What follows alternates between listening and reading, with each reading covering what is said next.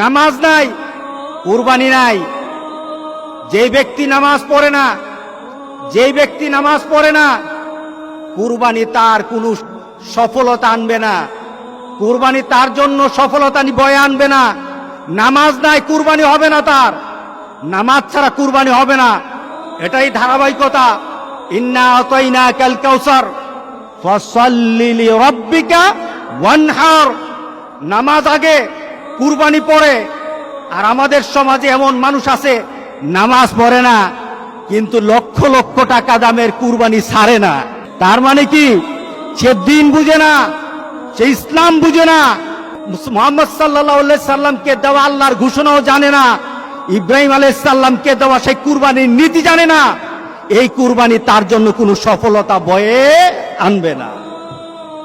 সুতরাং যারা কুরবানি দিচ্ছেন, আপনার নামাজ নাই, যারা উলামায়ে কেরাম কিন্তু বলেছেন যাদের সাথে নামাজ নাই, যাদের সাথে নামাজ নাই, নামাজি ব্যক্তি যেন তাদের সাথে কুরবানি না দেয়। কারণ বেনামাজির কুরবানি হবে না। আপনি 7 নাম দিলেন, 6 জন মানুষ নামাজ পড়ে, একটা মানুষ নামাজ পড়ে না, বিপদ কিন্তু হয়ে গেছে, বিপদ কিন্তু হয়ে গেছে। কারণ 6 ব্যক্তির অংশটা কিন্তু আরেকজনের সাথে সংযুক্ত হয়ে আছে।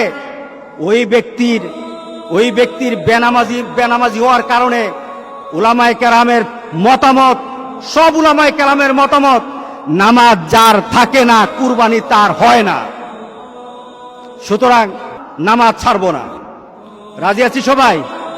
কি ছাড়বো না বলেন? নামাজ ছাড়বো না। নামাজ কায়েম করার পর আপনার কুরবানি, আপনার রোজা, আপনার হজ, আপনার ইবাদত, সকল কিছু নামাজকে দিয়ে মানদণ্ড করা হবে। আগে নামাজ, এরপরে সকল ইবাদত।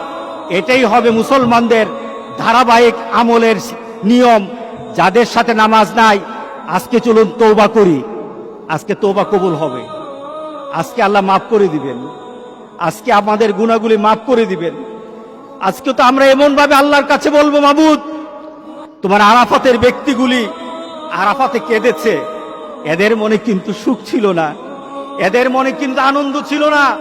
কারণ আরাফাতের ময়দানে 10,000 মানুষ থাকে না। মুহাম্মদ সাল্লাল্লাহু আলাইহি সাল্লাম যখন হজ করে গেলেন, তখনই তো 1.25 লাখের উপর মানুষ ছিল। 10,000 মানুষ আরাফাতের ময়দানে কখনো ছিল না। আজকে 10,000 মানুষ তারা ওই আরাফাতের ময়দানে কেঁদে কেঁদে বলেছে, মাবুদ, আমরা তৃপ্ত নই। কারণ যেখানে থাকার কথা ছিল 40 থেকে 50 লক্ষ মানুষ, যেখানে 50 লক্ষ মানুষ আল্লাহর দরবারে কাঁদার কথা ছিল, সেখানে 10,000 মানুষ তাদের আবেগটুকু দিয়ে আল্লাহর দরবারে কেঁদে কেঁদে বলেছে, মাবুদ, এই দুনিয়া থেকে তুমি মেহেরবানি করে বিপদ দূর করে দাও, গোটা পৃথিবীর মানুষকে স্বাভাবিকভাবে হজ করার মতো তৌফিক দান করে দাও।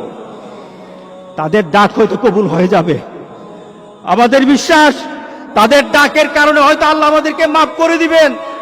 আজকে চলুন আমরা আল্লাহর দরবারে বলি, আজকে কয়টা মাস হয়ে গেল? আজকে প্রায় 6টা মাস আমরা যেন একটা নতুন পৃথিবীতে বাস করছি। যেই নতুন পৃথিবী সম্পর্কে আমাদের কোনো ধারণা নেই। আমরা একজন আরেকজনের সাথে মিশতে পারি না, আমরা একজন আরেকজনের সাথে কুলাকুলিও করতে পারি না, আমরা একজন আরেকজনের সাথে মুসাফাও করতে পারি না, আমরা একজন আরেকজনের বাড়িতে দাওয়াত খেতেও পারি না। আল্লাহ সুবহানাহু ওয়া তাআলা বলেন, আমার হুকুম মান।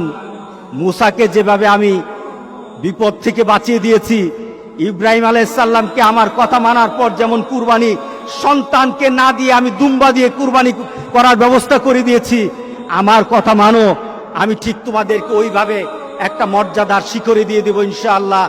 ইনশাআল্লাহ আমরা আল্লাহর কাছে এমন একটা দাবি করি, আল্লাহ আমাদের সবাইকে ওই ধরনের ঈমান এবং মানসিকতা আল্লাহ সবাইকে দান করুক। সবাই বলেন আল্লাহুম্মা আমিন।